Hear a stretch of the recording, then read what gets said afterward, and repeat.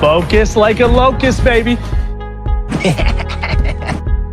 I'm a walking, talking disaster. Welcome to the greatest game show. The GMs are popping. I am a top 5 best car salesman in Canada. Yes, that's right. Big Brother Canada 10 has kicked off here on this Wednesday, March 2nd, 2022.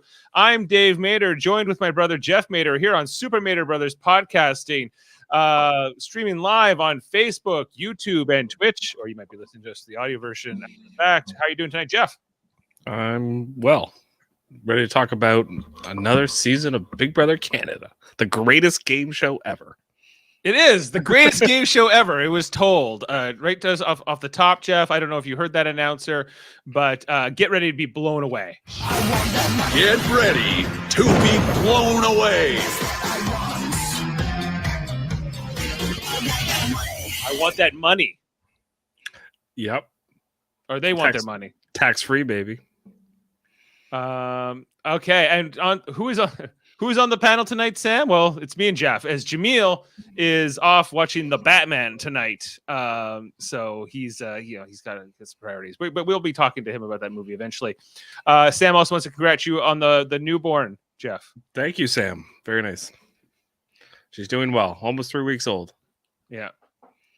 Sam saying he liked tonight how they were flashing back to all the seasons. Jeff, as mentioned, this is Big Brother Canada 10. This is the 10th installment.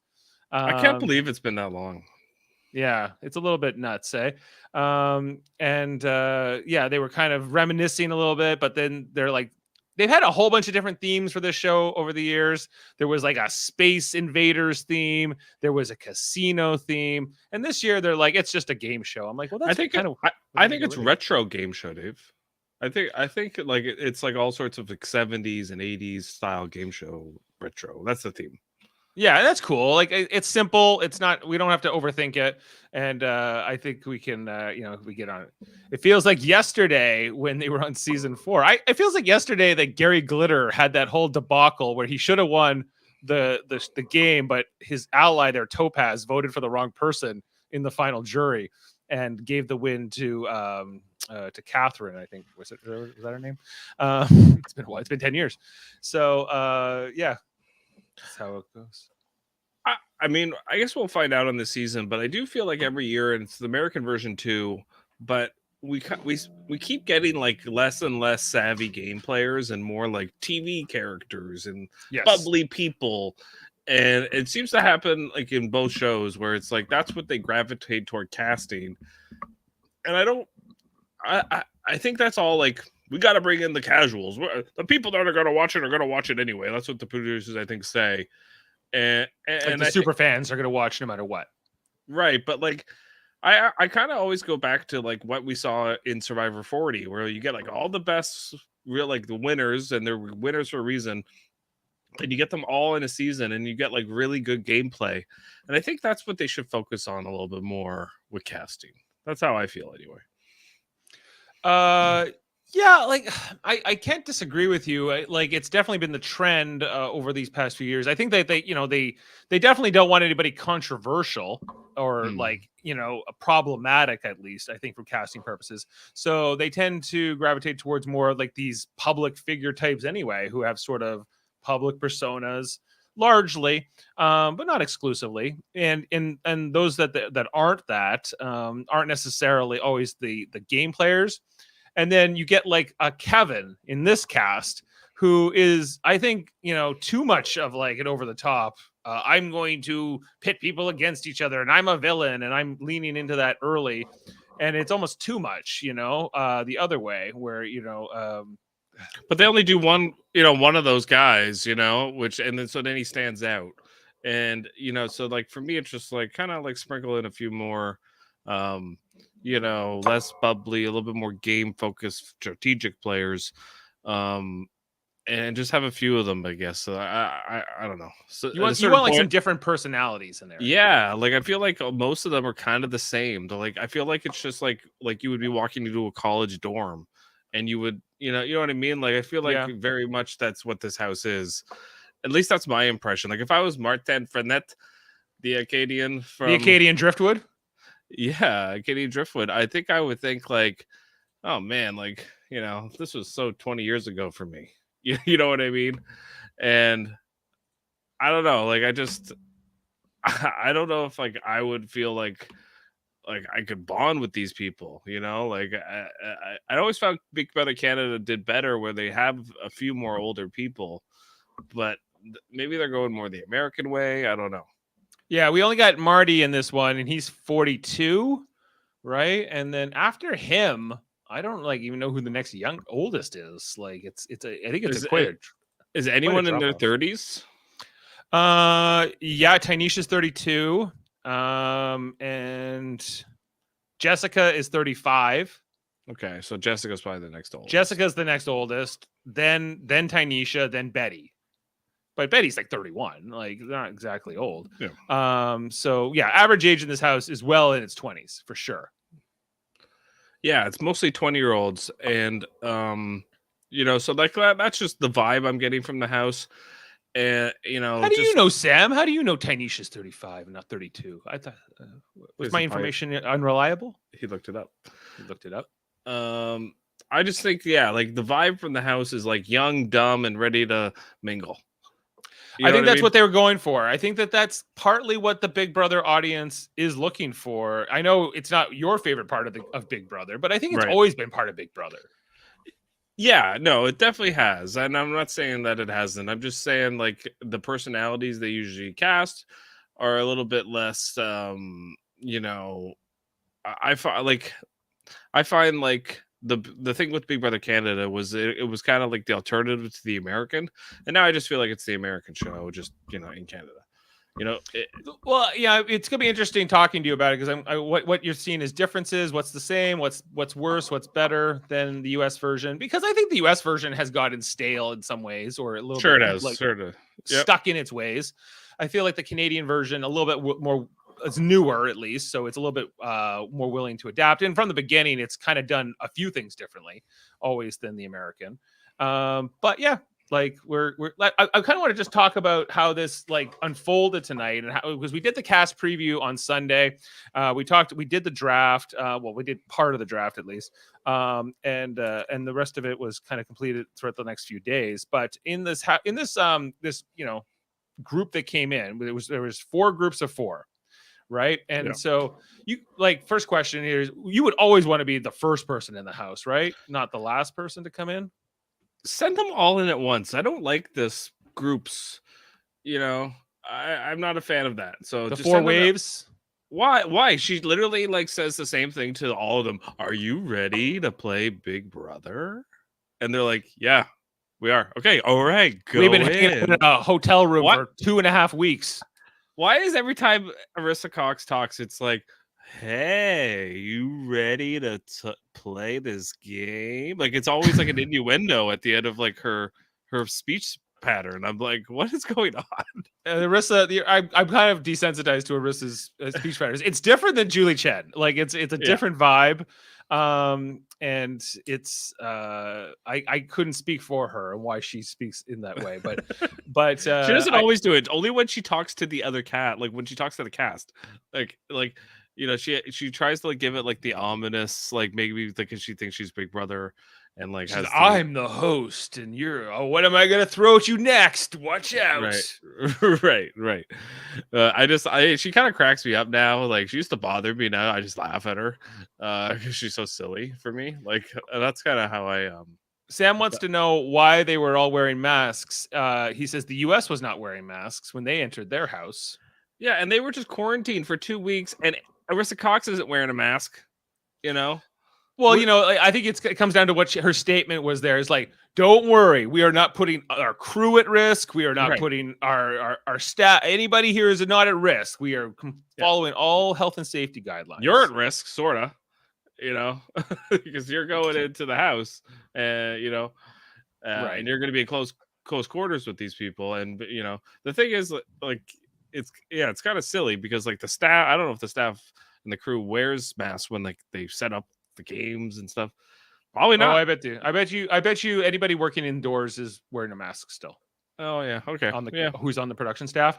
I think that they know they can't do it for the house guests because what are you gonna do? Wear masks for 70 days?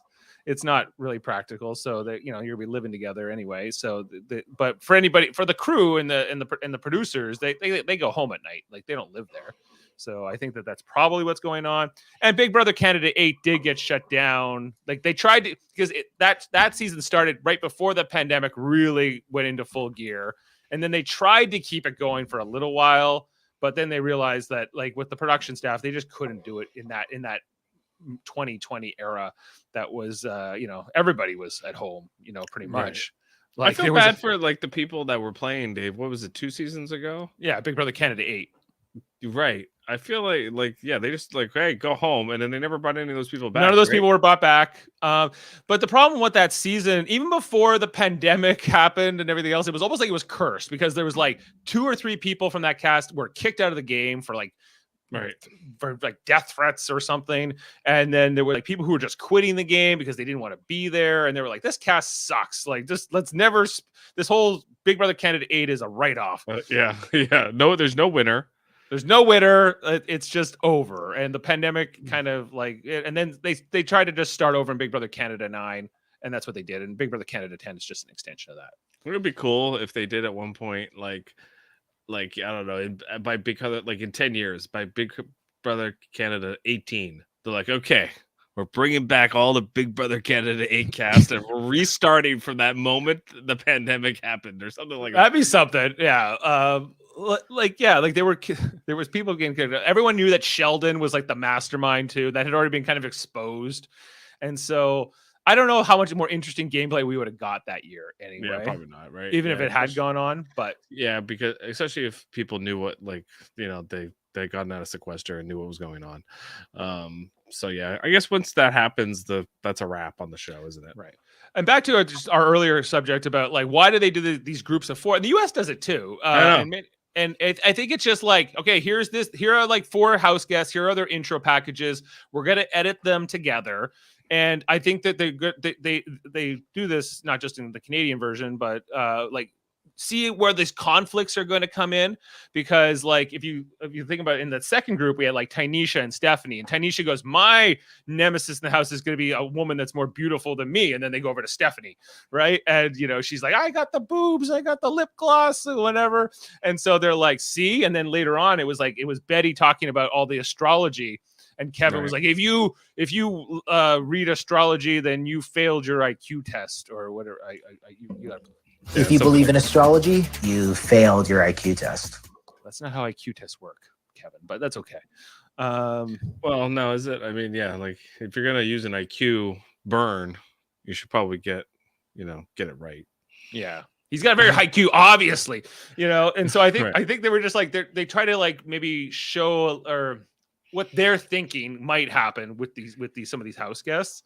And I think it's just more digestible, I guess. But like I feel when that last group comes in, which included Marty and like who else was in that last group, like Melina, Jess, and Herman. Like I was like, oh, like I don't think it mattered for Herman because he's such an extrovert, but for someone like Marty, who's like already got to be feeling uncomfortable. First of all, he's Acadian, so English is not his first language, and he's the oldest in the house, and he's kind of from. He's not from Toronto. He's kind of he's a rural guy. I mean, he's a rural guy. Yeah, no, he's definitely from out in the sticks. Whereas a lot of these people are like, I'm from Vancouver, I sell cars, and I make a lot of money. It's just like the DMs are pumping. Don't worry. Right. Yeah. So this first group that came in included Summer, Gino the Greek, Jacey-Lynne, who you ended up drafting, Jeff, the figure skater, and Dr. Josh, who we knew was a doctor, didn't know he was gay. I thought that like all the women in the house would be chasing after Dr. Josh, but sorry, ladies. Did he say he was gay in the house? Yeah, and we saw his like boyfriend there, in his intro package. Yeah, so Josh, I missed that part. Not looking for love in the house. Well, maybe Jay. Yeah. But he's well, I don't know for sure. my impression was that Josh was in a committed relationship, so I don't think he's Oh, gonna okay. Then maybe not. Yeah, if he's Yeah. in a committed relationship. Right. Okay. Here's the thing. Jacey-Lynne. Okay, I feel like there's gonna be like 3 girls that are thirsty. For men, Okay, for men. for Gino the Jason- Greek. I think he'll be one of the guys, yeah, that that will be sought after by some of the women. Yeah, Stephanie, Jacey-Lynne, Right. and the is it Tanisha? Tanisha, I think Summer is more. Well, no, Summer said no boys, right? She was like, she's like Summer is this year's the girl that finished third last in Big Brother US. What was her name? Azza. Azza, yeah. Summer is this year's Azza. Do what you need to do. Summer, it's yes. Do what you need to do in this house. That was my favorite when Summer got into the house with the other 3, right? And she's like, "Did I even say my name yet? It's Summer, like the season." I'm like, as opposed to what? like the songs. I don't know. So yeah, as opposed to what is a good point. Yeah, what other kind of summer am I going to confuse it with? The name, I guess, but like, it's all right. Yeah, Summer seems like a wild card, though. Yeah, I feel like she's yeah, she's going to be a really I think she's going to be a bad Big Brother player, but that's why she's going to be kept around, like Azza was. Yeah, she could be like a goat who's thinks she's in the know, but I think is likely not going to be at the core of a major alliance. I think it's more going to be like a fringe number. She'll be a number for somebody, I think, long term, like maybe Herman, or we'll see how these alliances shake out. But this first 4, Jeff, they try to create this alliance like, hey, we got the house to ourselves, so why don't we make they called themselves the Honey Bunch. Who was that? The first 4 in the house? First 4. And who are the first 4 in the house? Josh, Jacey-Lynne, Gino, and Summer. Okay. I could see 3 of those people working together. I think Summer's the one was pushing for it, and I think that they're least likely to probably work with Summer, just based on the vibe I was getting off of her, because I think that she'll come across as maybe a little bit eccentric or a little bit unreliable. Yeah, like just a big mouth, I think, gonna, not that I just don't think they're gonna trust her vibe. Yeah, I agree. For like the people who are more like calm, cool, and collected types. In the second group, we got then Jay, the actor, pole dancer, clown, with the they, them pronouns. And Jay seems fun. Jay seems like a good personality. Jay ends up answering the phone tonight, and getting that safety, but not being able to play in the HOH. I guess that's good for Jay. Does that put a target on Jay or create any resentment? I think that's good for him because I think he's going to be a huge threat. Yeah. Jay, I think you're right. I think that Jay is a huge threat socially. I was already like, Jay is an extrovert. I think no. Yeah. He's an extrovert. He's definitely going to be like in with a lot of the girls so I think Jay will definitely be a player that they target. Kind of gives the Josh Martinez vibe a little bit. Right. Also, there was Tanisha, who I drafted, the single mom model from Montreal, with the there she is. What did you think of her? Just like impressions in her. Oh God, the annoying Big Brother fan that like gets in the house and is like, "Oh my God, I can't believe I'm here." Oh, too much, starstruck. 2 on the nose, yeah, like 2 on the nose. Come on, act like you've been there before. Let's go. Yeah, wish her calm, Tanisha. Right. And then we got Stephanie, who my wife Jane ended up drafting here. And Stephanie I pulled a few sound clips for Stephanie because some of her quotes were memorable. When I walk into a room, everybody stops and stares. And then it is absolutely crazy what good boobs, good lighting, and lip gloss will do for a gal. It's crazy. It's absolutely crazy. Absolutely crazy. Oh God, I'm sure she's I don't know. These are the type of people that they bring on the show that they put on a personality. It's not even like I feel like truly who they are.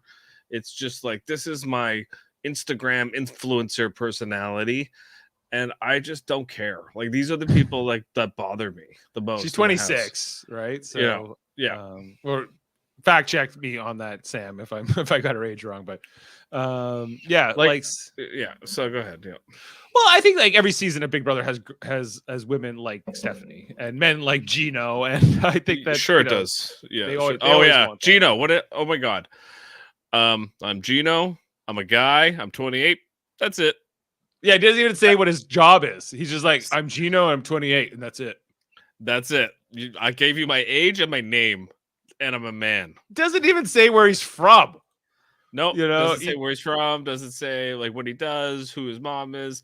Nothing. Just like, like, and I love how everyone patronizes him too. Like, oh, thank you, Gino. Yay, Gino. Maybe laugh. Yes, Sam. Gino and Tynesha have the Quebec connection. They're well, actually, but Gino now lives in Ottawa, right? He's originally from. He's really from a Laval. He's not really from Montreal, but yeah, like they got that. They have that in common. The Quebec going on there. And then the last member of that group was Kyle from Halifax. Jeff. Yes, I think Kyle. He's going to be viewed as like a comp threat, but I don't know how much of a social threat. Yeah, he's good at acting, very laid back. I'll give him that. Yeah, I just don't know if he's. I'm not too optimistic on Kyle right now. This is who Jameel drafted. There was a Kyle Moore last season on Big Brother Canada 9. This is a new Kyle Moore from Nova Scotia instead of from Alberta. We needed more Kyle Moore. We didn't need more Kyle Moore. I got my fill of Kyle Moore last season. Now we got a second one. But anyway. That's what's in a name. He does a mental health podcast, he says. And he said the East Coast is the best coast, Jeff. As opposed to what? The Arctic coast or I guess the West Coast? East is better than West. He's going on the record. Better than all the rest? Better than all the rest. From the East Coast to the West, East is the best. No, that doesn't even rhyme. It doesn't go Kyle Moore. 2.0. Come on. I don't know. Yeah, I think he's just kind of like, he gives me a bit of Johnny Mac vibes for sure. Oh, like, come on. Like, I'm just happy to be here. And like, I'm not really going to be the most dominant strategic force. And, I'm going to be the laid back guy that just kind of coasts in the game. That's how we won't get the diary rooms from this guy. No, like we got from Johnny Mac. No, Johnny Mac was a better personality, but I just mean like as far as like in the game and like situationally, I just feel like he's just going to be too laid back for his own good. Sam's going on the record and saying East Coast is better. He's in Newfoundland. He's biased, and we're from Nova Scotia. Well, at least by heritage, and we're inclined to agree. I guess we're certainly more than the West Coast or the Arctic coast. Don't forget the Arctic. Yeah, and then the next four. Okay, Betty, Jeff. Oh, yes. What did you think of Betty? Did she make an impression for you on her package? Amanda really liked her outfit. Her outfit here or her outfit on the show tonight? On the show tonight. Yeah, she's got a good vibe, I thought. But I could see Betty not being popular with everybody. Business B is who I am in the office setting. But she's also what is it? Party B or something like that? Yeah. When I'm ready to party, B money comes out. B money. So there's two Bettys. There's business B and there's B money. Right. And is B money going to be on the show more than business Betty? Well, I would imagine because it's supposed to be all partying, right? But there's no business technically involved. Well, yes, there is. There's money on the line, and if you treat this like a job, like you should, you're going to get to the end. See, this is the thing: is a majority of players get into the Big Brother house, and they treat the game like it's a party, like it's like I'm here to have fun. I'm on TV, and I get to play circus games for like $250,000 or whatever it is. Right. Ooh, this is like a time of my life. The thing is, if you treat this thing like a job and those are the people that win the game, and that's who we're always the most impressed by, right? Well, are we going to get business B or do we get B money? That's the real test here for Betty. That's what I'm trying to say. Is if Business Betty is on the show more than B Money, then she has a chance to win. If B Money is on the show most of the time, she's going home soon. All right. B Money will not get the money. No, only Business B can get that money. That's right. I want money. I want money. Was and that then AC. Was that Arissa Cox? It's from like the intro package tonight. I want money.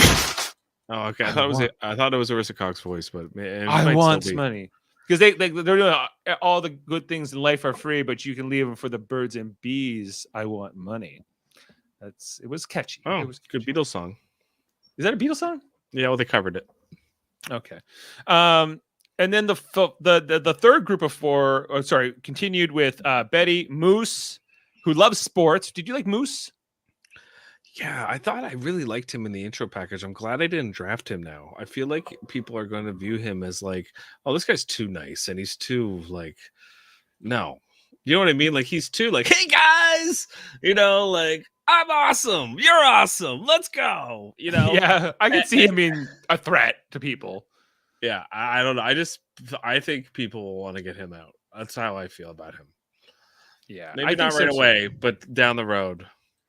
Yeah, he's kind of like, I think he's just a natural athlete. And so either people will want him in the alliance just as somebody who could potentially win comps, and therefore you would want to keep him close early, or you target him early and get him out.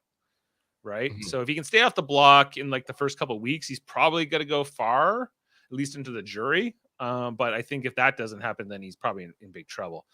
Just what I was kind of seeing. And then we had Helena after that, the Punjabi Klutz. I wish I drafted this girl. She's the one I took Jacey-Lynne instead, but I do think she's going to do better than Jacey-Lynne. I'm a walking, talking disaster. She was tripping on the way in. She broke the glass. She said, I got the big fat Punjabi family, kind of, I guess, to play off the big fat Greek wedding sort of culture. I think she's very endearing, though. I think that Helena is, I don't know what kind of big brother player she'll be, but I'm kind of along for the ride so far. I just think she's smarter than I think she's bad at presentation of herself, but at the same time I think she's savvy and I think she'll be a good player. Yeah. That's how I kind of view her. I can't disagree. Like I haven't seen it. Like, yeah, she's kind of nervous around people, but I think once like she gets comfortable around these people, and if she's not like a target early in this game, then I think she might settle in. Okay, now we gotta get to the elephant in the room, Jeff, because we didn't know who Amanda was going to draft the other night, right? We were cut off on our draft, but ultimately the next morning, after I drafted who is it? Yeah, no, it was Jamil. I drafted Tynesha at 5, and then at 6 we were left hanging. Who's Amanda going to pick? She picks Kevin. Yeah, I was surprised by this. This is your wife to be. I need to understand where Amanda was coming from, or did she just throw a dartboard? I think she never really does any research. She just goes on pictures and names. But here's the deal. This one surprised me. I'm like, this is like, I told her, like, this is my kind of spirit animal in the house if I was going to pick one. And I was going to draft him. It was going to be him, Martin, and Moose were like the 3 people I liked. And the thing with him is he's going to be outcasted in this house. He already kind of is, from what I just saw tonight. Just the glimpses I was getting tonight. I don't think he was fitting in. No. And I think he's kind of been identified as an other. And I think that's a fair assessment because I don't think he is like the rest of the other like 15 people here. No, and I don't feel like that's his fault. I feel like that's casting's fault. Like I feel like they cast people like he's like one of the only oddballs in the house. It's like him and Martin, and like at least that's the only 2 I can really point out right now. But the only thing with Marty is that like he's older and he's from like he's from rural whatever. So yeah, he's far from the average age, but but Kevin is in their age group, but because Kevin is only 28, a sales engineer, Toronto, obviously. But I guess the idea with this guy is that he's almost like a Canadian Zach Rance. That's what I was kind of taking from him. Yeah, no, and to me, I want more people like him on the show.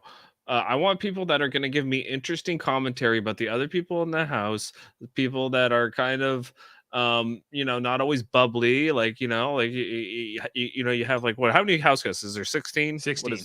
So if you have like 12 bubbly people and like 4 of them are at least going to have some sort of criticism of the other house guests, that's still a huge majority of people who are bubbly. You know what I mean? Mm-hmm. And so like I just need more. I need players like him in the house. You need the others too. I get it. Like you need without with Zach Rance, if he didn't have Victoria to poop on, I think Devin yeah. Like I think you need both. I get it, but he's gonna go home early. I feel like, and I don't feel like it's his fault. Villainy is always more interesting than virtue. Exactly. I agree 100% with him. Yeah, I feel for you, and like, yeah, I wish this guy had answered the phone instead of Jay. Mm-hmm. Just to give this guy a week to see if he can settle in at all, right? Yeah. Because he's like, I'm not here to make friends. Canada's gonna hate me, and I'm okay with it. I was like, all right, man. At least you're not trying to worry about like how many followers you're gonna have after this, or something like that. Those are the other players I cheer for. So he's already. I'm like his number one fan already. We'll see though. We'll see what he does. Yeah, I just think I think I don't know what I think. Like, why wouldn't they want to cast more people like him, or at least put like 2 or 3 of him in the cast? But I think they like it's what you said earlier, Dave. Like they want people that are squeaky clean, that are gonna follow the rules, and that aren't risk takers. They don't want too many of those. They want a safe game here.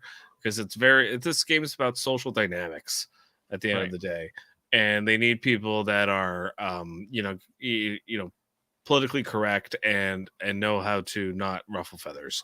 And I get that. I understand why they do that, but at the same time, it kind of makes for a less entertaining show. And when reality TV started, Dave, 20 years ago, I feel like it was the opposite. It was like, let's put a bunch of like the world's regular people and throw them on TV and see what happens.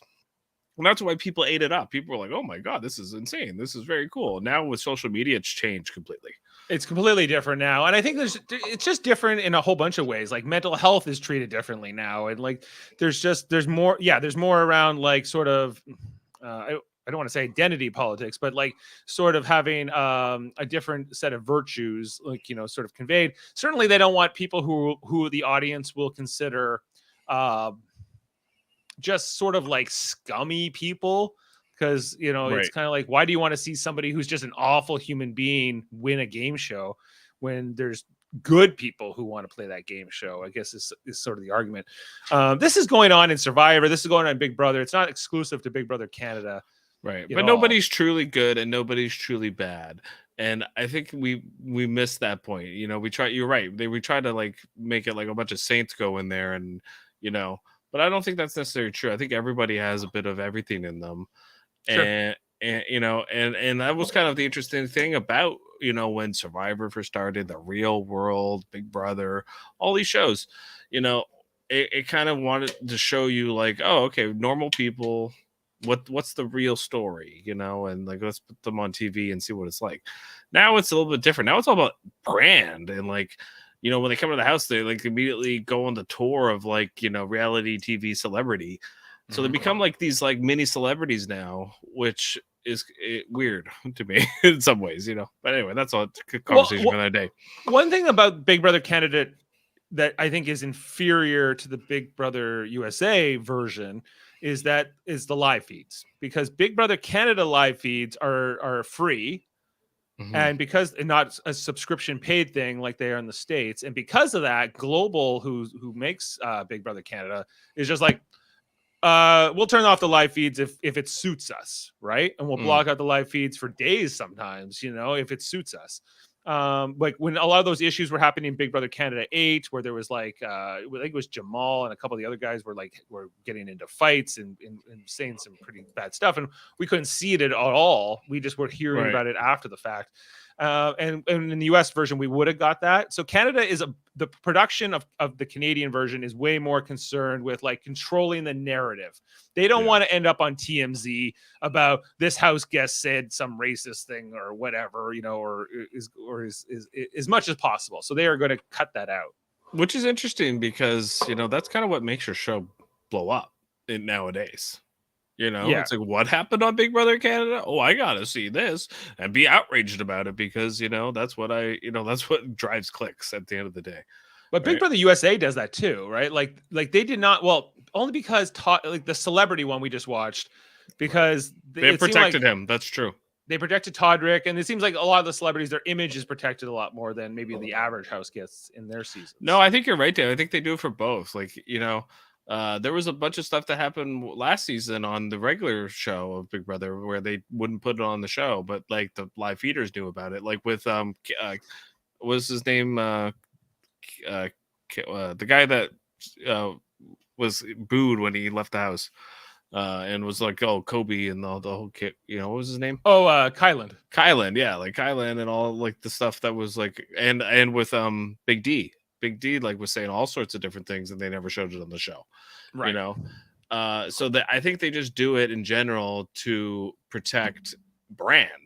But when you do it on a live show like Kyla did, well, yeah, that was why that was awesome. Like because like it's like like I get to try to protect Kyland, I guess a little bit, but like at the same time, like that's what these shows were started for, was to show us like real human interaction, not like this like prepared fake BS that where everyone puts on their best personality.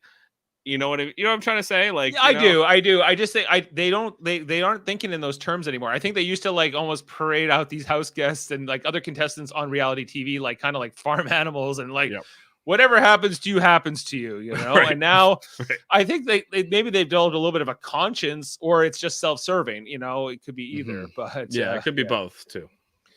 Even when Kylan did that, and that's one of our most viewed podcasts of the last year, the way we covered that podcast, because it was real, they couldn't control it at the time.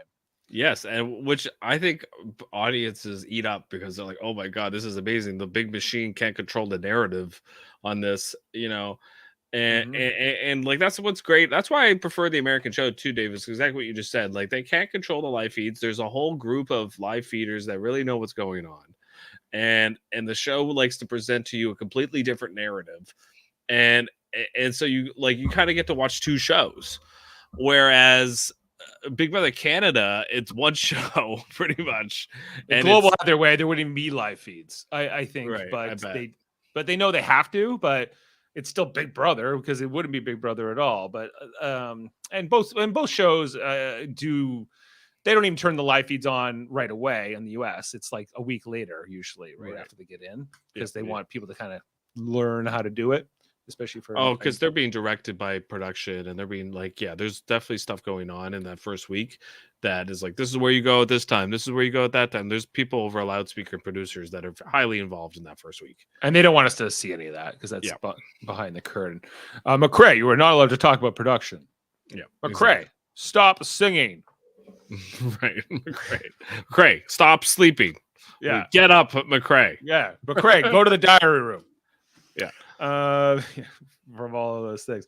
So where were we? Okay, the last four that came in, just to talk about them. Marty, your pick, the Acadian. He seems nice. He seems like a good guy, and he seems to be liked so far. Yeah, I think like he's kind of got like, how the American show often has like, some dude from like Texas or Alabama or Oklahoma, like a Cliff. He's the Cliff of Big Brother Canada 10 here. He's just like, he's the rural French guy with an accent that is kind of like, he's an older guy that kind of seems like a cool dude. You know what I mean? And I feel like this is our version of the Southern dude on Big Brother. Yeah, except he's French Canadian. He's like the Donnie. You know, Am I remembering right? Did Jamil not know that there were French people outside of Quebec?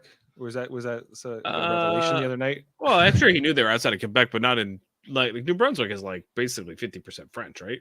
It's probably in some places, but like I think the province as a whole is like something more like 20 something percent. Is it only that much? Okay, I thought it was like about almost 50%. They're fully bilingual, but I don't think that they're. I think that the English population's bigger. Right. Okay. But like, yeah. So Amanda says to me, "What is an Acadian?" Today, I go, "Well, let me tell you a story. Acadian driftwood. There was French people living in both New Brunswick and Nova Scotia for many, many years, up until about 1750. Right. And then the British took over the area and put a bunch of French people on boats and said, you're going to Louisiana or you're going to France. Pick one." Yeah. Pull up your stakes, children, and come on down. Yes, exactly. And so they voted those people out of there. And some of them got left behind. I guess they ran away, or I don't know. They joined the British. Some went back. Some actually went down to New Orleans, and those are like the modern day Cajuns, like their descendants. But right, a lot. Some went back to New Brunswick in particular, and parts of Nova Scotia because they wanted to like reclaim where they had winter in their blood, as the song tells us. That's right. That was their home. Yeah. So yeah, he's part of that, but. You know, no French in Newfoundland. We know there's no Acadians in they wouldn't let them. It was too far, and it's hard enough to understand Newfies as it is. No French on top of that. So. Right? Oh God, a French Newfie accent. That would be that'd be something. Okay. Who else came in? Jess, the artist / super fan with her Cerebra there. Because this was the newer one on me too. She's gender queer, so you can say she but not her. It's she / they are the pronouns for Jess. And I don't know. I wasn't too impressed with Jess in terms of her intro package. No, me either. Their intro package. That's the toughest one because I'm like, it's so tough. It's so tough. These pronouns. I maybe it's because I just don't. I don't really know anyone directly that uses these pronouns yet. So. I'm just not practiced. I'm not practiced. Yeah. But like with Jay's easier to understand than this one, but I haven't had an education course either. Everything is natural, like usually when you talk, but like now with new pronouns, you're like, oh, I have to think about my sentence. You know what I mean? Like before I gotta stop. And it might be if it was somebody I knew intimately, I probably wouldn't question it. Right. But there's all these it's new things to learn. New. And then there was Herman, the super confident top 5 car salesman who Jamil was not too impressed with the other night. So Herman ended up getting drafted by Jane, 4th overall. He ends up becoming our first HOH tonight, Jeff. And I kind of liked Herman. You know, I am a top 5 best car salesman in Canada. How does he know that, by the way? I don't know. He went to the award show. Okay. I guess our numbers, but geez. Do you think Jamil will still hate this guy tomorrow? I don't know. See, I feel like his intro package and who he is as a person are two kind of different things. Like who he presents himself to be and his work life are he's a slick salesman, whereas I feel like his personality might be kind of different than like when he's not working and he's not thinking about money, like when he's just on downtime. I feel like he's probably a different person. His intro package was kind of like, he's like, on one hand, I'm Mr. Sales Guy, and I can sell anything to anybody. On the other hand, I come from humble roots. I grew up poor. I have all these things, and so I think that he's got some complexity to him. There was like a whole scene tonight where he walked into like that red room or whatever it was. I don't know, with the question marks I think on the wall. And he was like, whoa, cool. And he was like by himself. And like, it was just kind of like a neat reaction, I thought. Like it was just it kind of made me like him more because he was like, at least he's like enthusiastic, and kind of eager. Yeah, he's eager. He bought his mom a car. That was very nice. Yeah. Well, top 5 car salesman in Canada. Well, yeah, he's got the money. I'm selling, they're buying. They're buying, I'm selling. That's right. Herman. And so Herman was kind of I don't know if he was flirting with Summer, but he seemed to be having at least one conversation with Summer tonight. And I was like, oh, could that be some kind of a connection there? And lastly, the last house guest who came in with this group, this last group was Melina. Where's Melina? Oh, here she is with the pants. So what did you think of Melina? Not quite what I was expecting.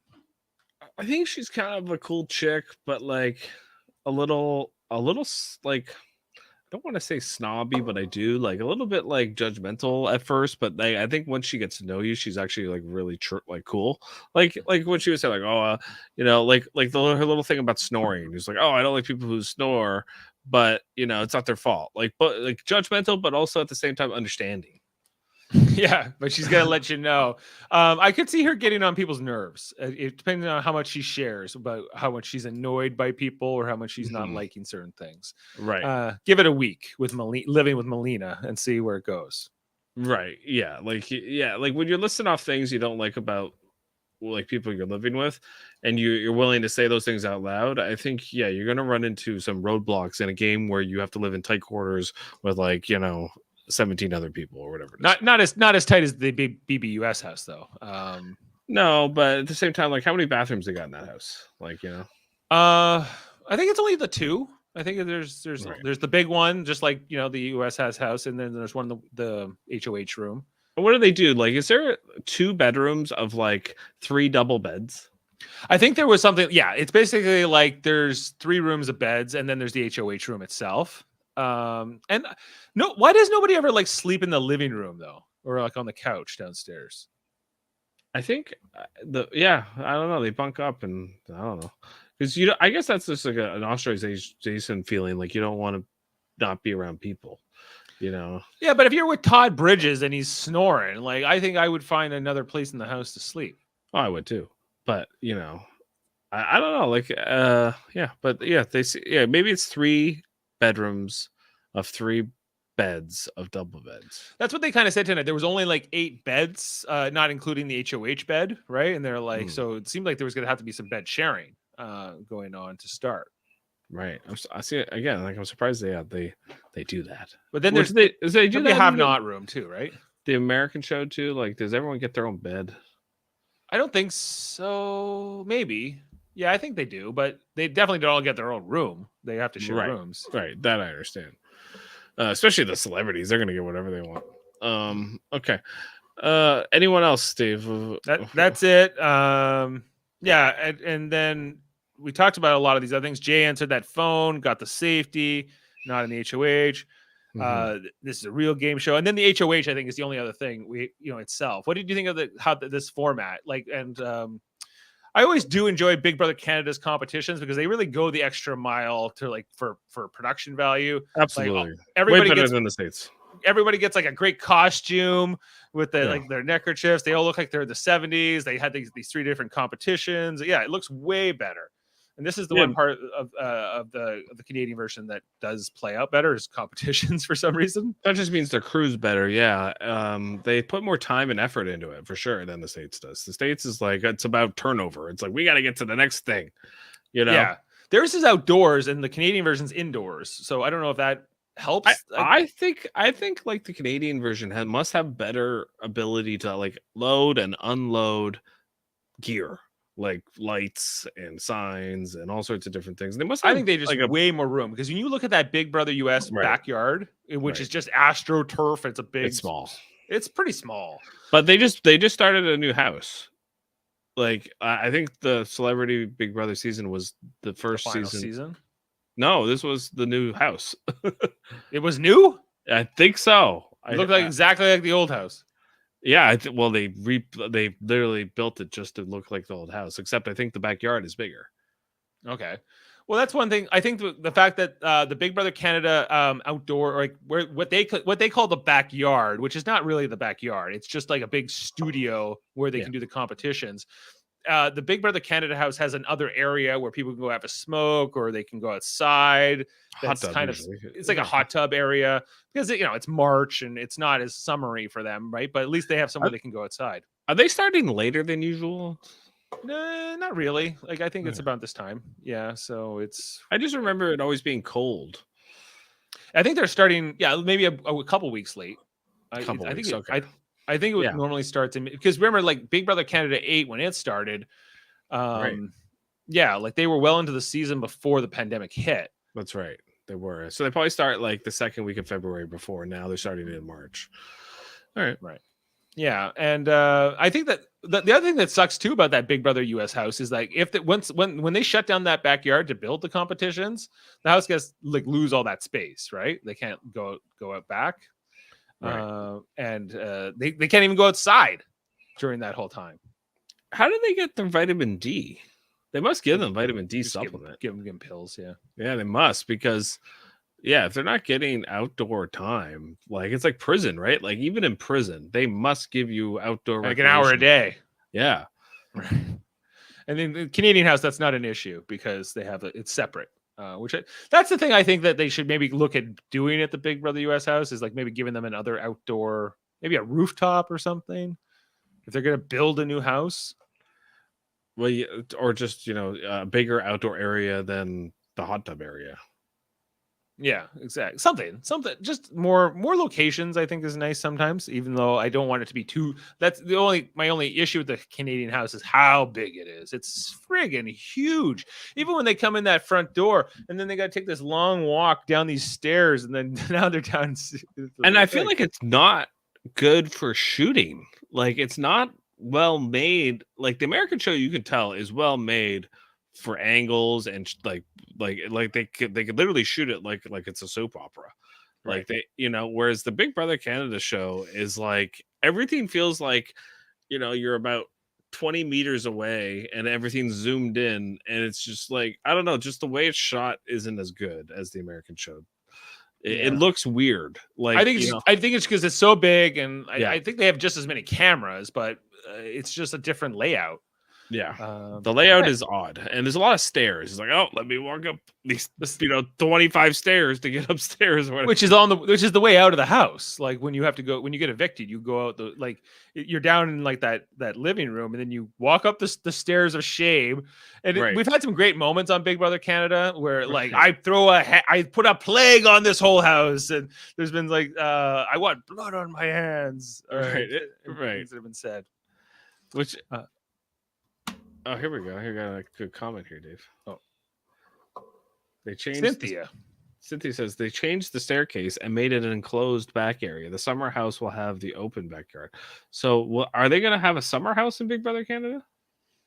I think she's saying that the staircase changed for Big Brother USA, right? They changed. Oh, yes, they did. Yes, yeah, I did notice that on the new celebrity one.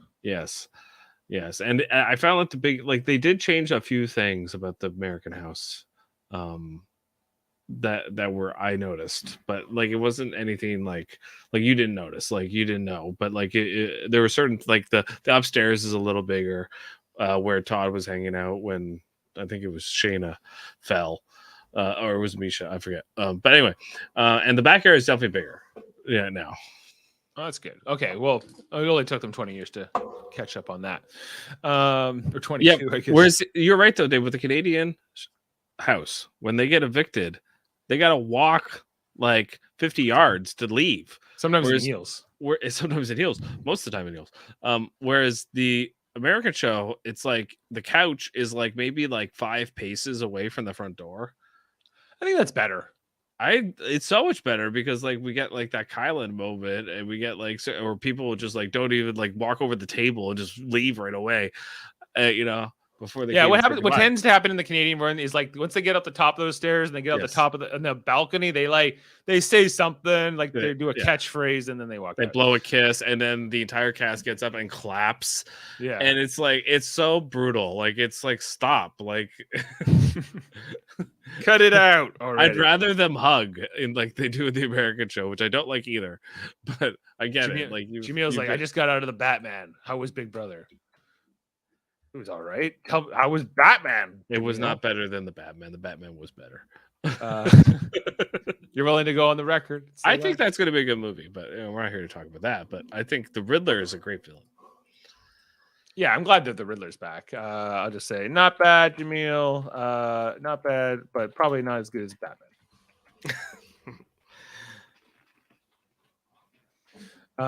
Anyway, so this HOH competition, so they split the group because Jay was out, so they put the 15 others into sort of groups of 5, and there was a solve group where you had to solve the puzzle. There was a trivia group, and there was a skill group, and there was going to be one person standing from each competition.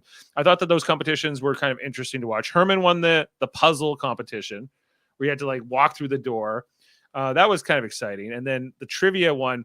The main thing there was Moose ends up winning this group, and Moose because Moose got it right. He was one of the only ones who got a question right, and then they say, "Who do you want to eliminate?" And he eliminated Kevin. Yes, he did. Poor Kevin. He I was said like, sorry. you were in trouble. Well, yeah, he's sorry. Sorry. Sorry. And then the skill game, which was like Helena, Kyle, Jess, Melina, and Gino competing. This is where Herman who had already advanced. You know, he's like, Focus like a locust, baby. that's right. Focus like a locust, whatever that is. Anyway, Josh ends up winning that. Dr. Josh wins. And so they get to these 3 doors, and then they have to decide which door to pick. Jeff, which door would you want, or would you care? Would you work with your 2 other co-winners here? And figure it out? What's the thing that you said, like when you start second guessing what door to pick? It's like a whole... Oh, it's like there's Jane would know the name of it. Yeah, you said it because it came up in the last season of Big Brother, where like I think someone switched. Oh no, it was on Survivor. When Deshaun switched to what cup or whatever to pick. Let's Make a Deal. Is that the show? Or? And whenever you switch, you actually lose your odds. Like your odds go down because you know because you already made a 1 out of 3 chance. Now you're making that worse. When you switch. So I don't know. I wouldn't care. Especially like, all right, first of all, Jay gets safety, and then Moose gets safety. And does Josh guy get safety too? Yeah, so basically ridiculous. Three people have safety. Plus the HOH. Plus someone's gonna win a veto. Yes. Like ridiculous. Wait, Stop why? it. Why why give these other 2 safety as well? Yeah, I don't understand that at all. To me that makes absolutely no sense. When you think about what they do in the US versions, like I think didn't they do the team thing where there was like you had to be on one of the couple teams and but that was one season. That was one season. Like this is just like handing out free safety like it's candy. It's stupid. Like like maybe do it for one person, fine. I can understand that to get the numbers even 15, 15, 50, whatever 5, 5, 5, which they needed for this competition. That's fine. Okay. But to give it to the other 2 people, like so what? Like so 4 people out of 16 people are safe. Yeah, well, I just don't like so Moose and Josh get safety here because they were a finalist in the HOH, which is stupid. They got silver and bronze medals. Yeah. I don't agree with that. Anyway, so door number 3 was the winner. That's the one that Herman ended up getting. So and did he win it? Did he just pick a door? Like again, did he win the HOH? But it was like the other 2 wanted specific doors, and like he was like, okay, and then he went. That's how he wins. Great. Like I didn't love this competition. The production value fantastic, but the competition. Not well, just this result here, yeah, and apparently, like, I'm a little bit surprised too, Jeff, that the first eviction is tomorrow. Like, they're not even going to give this a week to breathe before they do the first eviction. Oh my God, seriously? Yeah. Again, I don't like that either. I hate on Survivor when they do like, all right, everybody, vote somebody out right now. It's like, stop it. It's fine. Like production, like we don't like this is Big Brother. Let's see somebody's dream come to an end so we know what's up. It's we're not here to watch somebody be crushed an hour into like playing the game. After you made them wait 2.5 weeks in a hotel room just to come in here. Plus they had to audition, plus they had to cancel their job or whatever they were doing. Like everything. Not like, summer. Stop. Well, yeah, right. She's fun-employed. She's fun-employed. But yes, yeah. I think that these at least it's not night 1 eviction. That's like the worst, right? Where they're like, somebody must. You just met 16 people. Forget about one of them. They're gone. And I'm just like, I think I think that the house guests deserve that. I think they deserve a 7 days. Now, I think that what we watched tonight was not from today. I think that they've probably been in that house for a couple days. Like I swear to God, if Kevin is taken out like next episode or whatever, I'm just gonna be like, this is so stupid. Mm-hmm. You know, like, well, I think that's who isn't Herman going to put him up? Like, why wouldn't Herman put him up? Why? I don't know. I guess we don't know the dynamics of the house yet, but like, yeah, you're probably right. He probably will be othered. You know, it'll be like him and Summer will go up or something like that. Yeah, except I think Herman maybe will keep Summer safe, but if not, I think she's an easy target as well. I don't. Beyond that, I'm not sure. Yeah, I don't know yet either because I don't think they know yet. Everyone's just like, "Hey, how's it going?" You know, that's what everyone does when they get in the Big Brother house. It's like, you know, let's have a toast. And who are you? And you know, right. And everyone's putting on their best self, and nobody's really, you know, put their guard down yet. Everyone's got their guard up. Everybody's gonna want to put. Am I in your alliance? Can I be in your alliance? And that happens in every version of Big Brother and Survivor. Yeah. I think is everyone tries to make a final two on the first night. Sure. Obviously, most of them don't come true, and so it's just about like how most people just don't want to be first, right? You know, and everyone likes to say, "Oh, yeah, we've been together since day one." You know, well, people have been together since day one, right? Exactly. Until you vote them out, but. Exactly. You know, sometimes you have direct control of that or not. Anyway, so that's tomorrow's night. There will be an episode. Now I don't know if you and Jamil are gonna be able to cover that. I'm doing the Star Trek podcast tomorrow, so you might have to do this one without me. But I am curious to see who gets evicted next. Yeah, that'll be good. Okay, so tomorrow night, Big Brother Canada 10, episode 2. And the first eviction. Somebody's dream has to come into an end. We're not happy about it, but it has to happen. And we'll see how Herman's very quick HOH comes to pass.